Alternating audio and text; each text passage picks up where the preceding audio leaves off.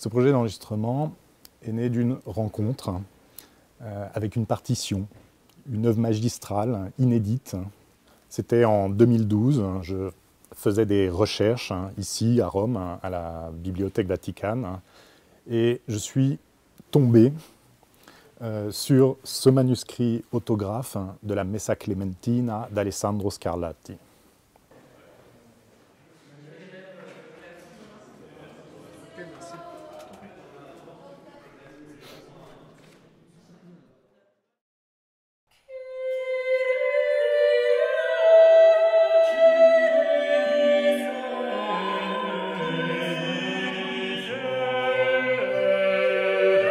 Nous sommes dans les premières années du XVIIIe siècle. Scarlatti mène une carrière de compositeur d'opéra et de musique sacrée à Naples depuis une dizaine d'années. Mais après la mort de Charles II d'Espagne, la guerre de succession fait rage et Naples, qui est possession du royaume d'Espagne, est devenue une cité hostile pour la carrière de Scarlatti. Il va donc partir et après un bref séjour à Florence, en 1703, il est à Rome.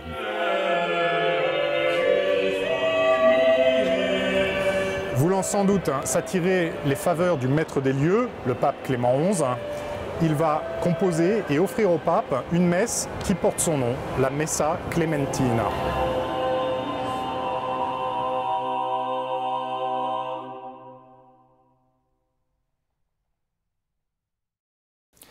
Cette messe, a cappella, c'est-à-dire sans instrument, composée pour la chapelle pontificale, est donc destinée aux chanteurs de la chapelle Sixtine.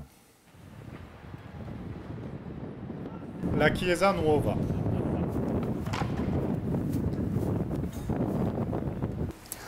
Sous cette modeste dalle se trouvent les chanteurs de la chapelle Sixtine, ceux-là même qui ont chanté la Messa Clementina.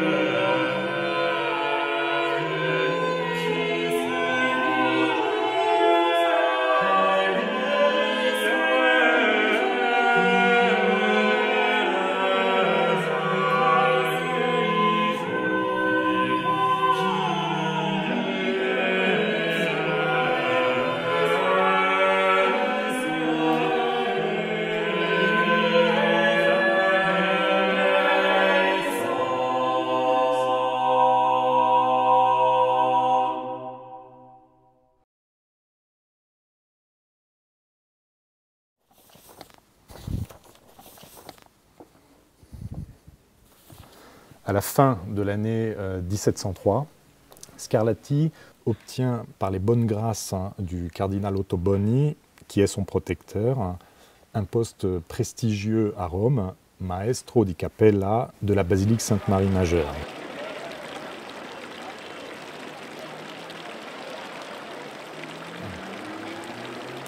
Deux ans plus tard, en 1705, il compose pour Noël la deuxième pièce inédite de ce disque, le motet Omanium Mysterium. La découverte du manuscrit autographe du Omanium Mysterium est assez rocambolesque, puisque nous ne l'avons pas consulté ici à Rome où l'œuvre a été composée, mais à Lisbonne, dans les archives de la cathédrale.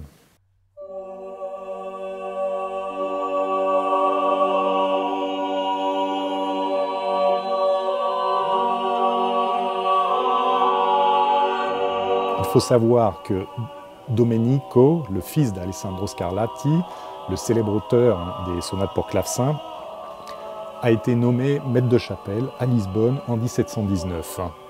Et sans doute avait-il dans ses bagages un certain nombre de partitions, comme carte de visite, dont ce manuscrit autographe de son père.